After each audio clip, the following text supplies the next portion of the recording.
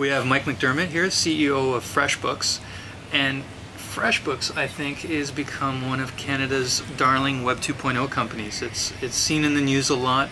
It's seen in major U.S. news, and it's just really one of those companies that we're really becoming proud of being associated with in Canada.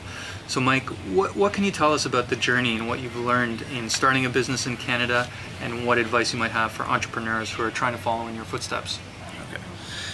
So thank you, too kind, honestly. And I think, the way that story reads, it's almost like we've gotten there, we are this darling, and what I'd say to you is we haven't even begun yet. Nobody knows who we are. Nobody knows what we do. There are some people who follow the stuff that do, but that is not the world at large. Nothing that we have done today, to my mind, even matters.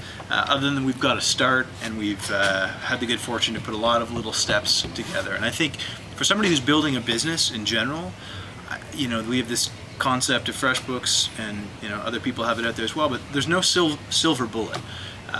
What it takes to have some success is to put a lot of little steps together and to keep working every single day. And we've been at it for 6 years now, and in the web, that's a long time.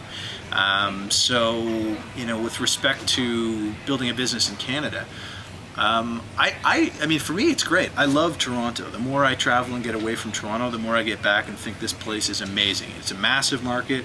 There's lots of talented people to help you build a business. There's a great community of entrepreneurs that's growing.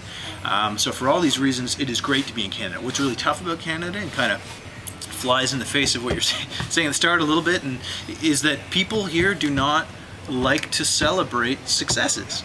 So it's even harder to get your story out. And I'm frustrated. I mean, we've had great luck and what have you, but I'll tell you, if we were in other markets, the whole attitude around the company, or outside of the company, would be, if we were in the States, people would be saying, we are, it'd just be a totally different orientation within the media.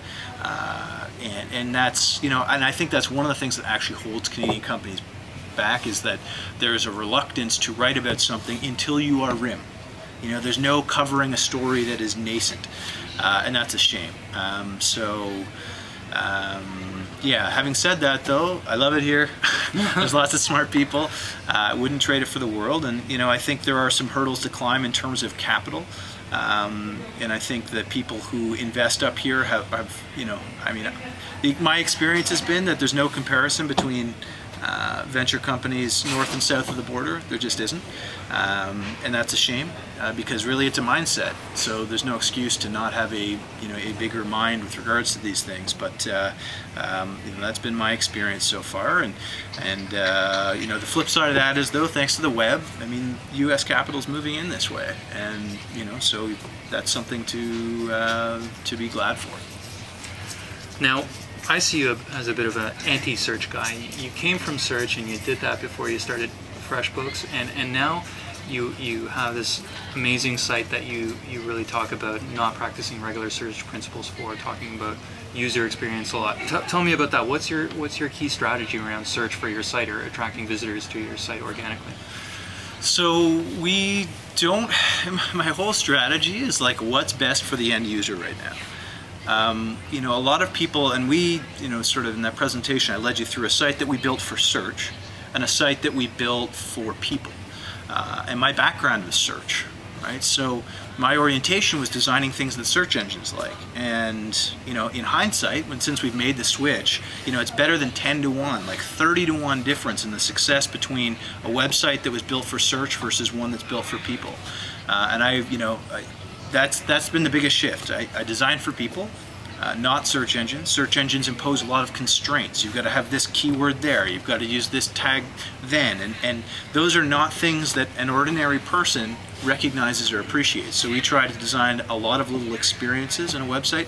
Good copywriting is huge. It's hard to write great copy that's search engine friendly, but it's not as hard to write great copy that's people friendly. So we just try to really focus on the person, not the search engine. Where do you think that's going to go in the next few years? Like, if we're sitting and talking in 2 years, do you think you're going to continue to follow those principles, or do you see this industry and what people are saying and the practices they're trying to follow and be it social search or local search or universal or anything else, is really affecting what you guys do? So no, I think all these people who are designing for search engines have it backwards. I mean, I've lived in that. I've come out the other side. I think I'm ahead. I think what's going to happen is the search engines are going to get better at recognizing what is great content that is referenced by all these various sources. And the more you try to manipulate the search engines and design for search engines, the worse your experience is going to be, and therefore the worse your results are going to be. That's what I think the future of search is. The engines will recognize that these things are designed for people, that people love them, that people talk about these things, they go back, they spend time. Those are going to be the valuable metrics, not can I show up in a result in Google.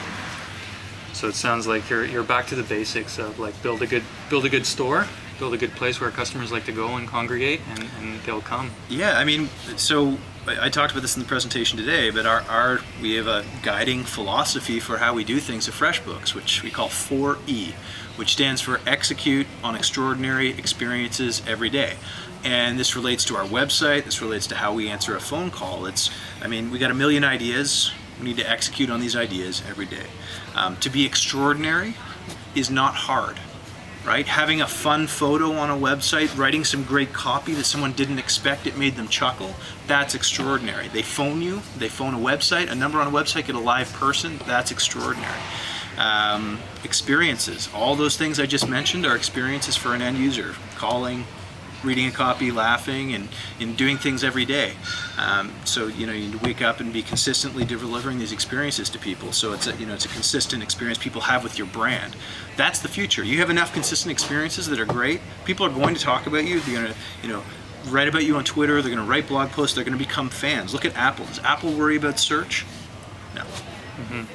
So what can you tell me, getting to a tactical side now, as a website owner? What should I do? I mean, you're probably not a huge advocate of search tools. Be memorable. Yeah. Be memorable. Be memorable. Be memorable. Is there a way to measure that? I would say, so you could slice and dice metrics all day long. Things like just direct traffic, right? If people come and they enjoy your site and they remember you, they're going to refer it to somebody else. Maybe searches for your brand name. So increases of those relative to whether it's organic search or paid search or whatever it is. That would imply that, hey, there's something going on here that somebody else is talking to somebody about, and they're sending a direct link straight to this page. Those would be indicators, leading indicators that we're onto something, that we're memorable enough that people remember us. And we're delivering enough of an experience they want to tell somebody or come back or refer or whatever it is. Well, it sounds like I need a great copywriter before I need a link builder or a web analytics person. There's something to that, right? Yeah, start with great content, and then you can buy the traffic, whether it's through Google pay-per-click or whether it's banner ads or whether it's through PR, and then just rinse and repeat. Terrific. Well, thanks, Mike, for the interview. I appreciate it. You're welcome. Yeah, thanks.